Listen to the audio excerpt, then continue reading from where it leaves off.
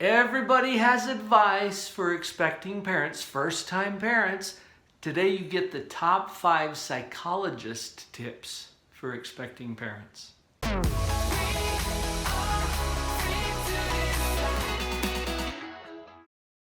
My first tip for you today is to be positive. When I say be positive, I'm not talking the trite, fluffy, motivational speaker or expert guru on the stage version of be positive. I'm talking about finding the proper way to operate the equipment. And when you understand psychologically how that works, it changes the game for you in parenting or really any other aspect of life. You're going to see how it applies. There's another video here on the channel called How to Stay Positive No Matter What. You can cue it up to look at next. And in that video, I talk about a model. And you'll understand what this is once you look at the video. It's about 2 processes that are happening in our mind the whole time, evaluation and creation. And you're going to see in that video just how to take a higher level of choice and control over those 2 processes in your mind. As I give you this first tip, to be positive, notice I didn't say just be positive, which would totally diminish its value. Be positive has to do with learning how to operate the equipment. That's why we're starting there. My second tip for you as new parents or expecting parents is to be open. There are a lot of people on this planet who have already done this, including your own parents. There's also experts and fellow parents who have already learned things that you might not have to relearn if you're open to their experience. Now, it's really common to want to do this yourself, your own way. And you will. You're going to establish your own patterns and your own theories of how to do this parenting thing. But be open to those who are around you. Now, a couple of tips about that. Pay attention to what works and what doesn't work. I think our basic philosophy is to do more of what works and less of what doesn't. Everybody that I just mentioned to you, other parents, your own parents, experts, have all tried things that work and they've experienced some things that don't. So be aware of that as you open yourself up to the opinions and advice of others. Use your filters. Okay, just like here on the internet, you have to be careful, right, about what you allow to come in. Same thing here. And some of the advice that you're going to get is going to be a whole lot better than others. Turn on some good filters in your own mind so that you're open and you will consider what's shared with you, but then you use your filters to decide what you're going to implement. Tip number 3, be chill. We get way too uptight about certain things. And it's not that we shouldn't worry, because there's plenty to worry about, right? When Vicki and I started having our children, we were both graduate students in fields that required some knowledge and study in the area of child development. Well, when we were going to school, they told us everything that could go wrong, all the disorders and all the syndromes that could happen. And you know what? With everything that could go wrong, it's amazing that we have as good a track record as we do with kids just kind of turning out normal. And normal is the norm. That's why we call it normal. So don't freak out too much about everything that could go wrong. And if something happens, your child is born with a syndrome or a disorder or some kind of a diagnosis, okay, other people have handled that too. And after the initial shock of things, if something like that were to happen, you settle into your normal. You'll create it. And you can handle anything that comes up. So be chill.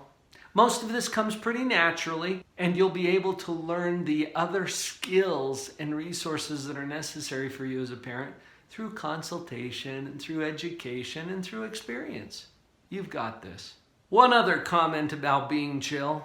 You know, it's pretty normal for parents and especially new parents, to have very lofty goals and ideas about what their kids are going to be like and what they're going to be able to accomplish. And I think that your kids are going to be really awesome. Having said that, the reality of our world and our life is average. And that's why we call it average. Most babies grow up to be, well, people. Average people who have strengths and who have weaknesses. In this way, we can take some of the pressure off of yourself, first of all, but also this relieves some of the pressure from your kids. They don't have to show up and become this perfect being. Just let them be people. Tip number 4, be committed. Absolutely 100% committed. You jump in with both feet. As a parent, you are taking on the most important job in the world. So be committed to that and fully invested. Now, there are some priorities to be aware of.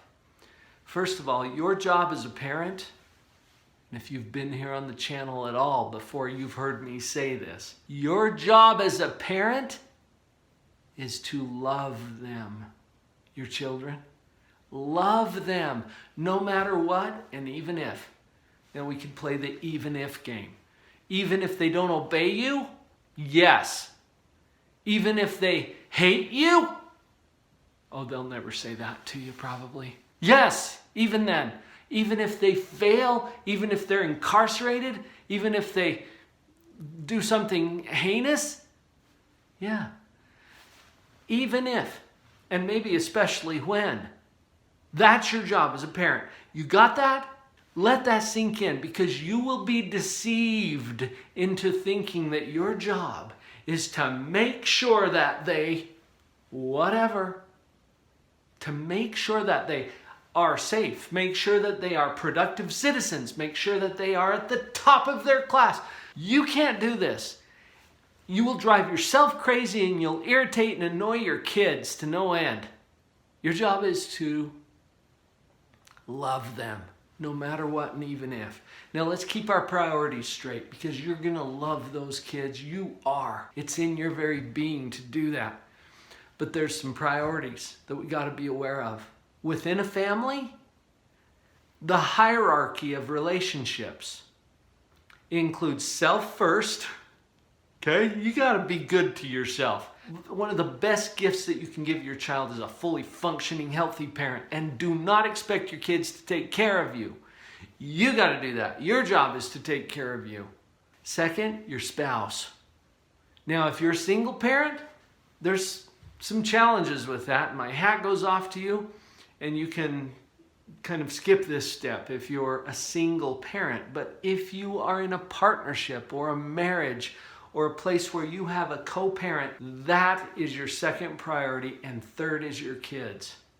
Fourth, by the way, is extended family. So all those other people who have opinions about how you should raise your kids, yeah, they're important, but they're not as important to you as your kids, and your kids aren't even as important as your spouse, your partner, okay? So get the priorities straight. Now, I promised you 5, so here's number 5. Stay humble and be prepared to be surprised.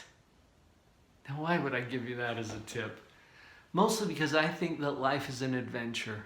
In fact, Helen Keller said it this way: life is either a grand adventure or it is nothing. You are signing up for some grand adventures, and you get to prepare to be surprised. I remember a movie called Dan in Real Life, where the main character said this toward the end of the film. He said, I think we do our kids a disservice. We should teach them to expect to be surprised. And then when the surprises happen, it's not going to tip them over. It's not going to tip you over. When you prepare to be surprised, let those surprises be gifts in your life. You might feel disappointed at first. That's okay, because when our expectations aren't met, we feel some disappointment, and that can tip us over emotionally a little bit. But it's also a surprise, and surprises are awesome. Expect to be surprised and teach your kids to do that as well. I think we would really roll with all of the hard stuff that happens in our life a little better if we could do that.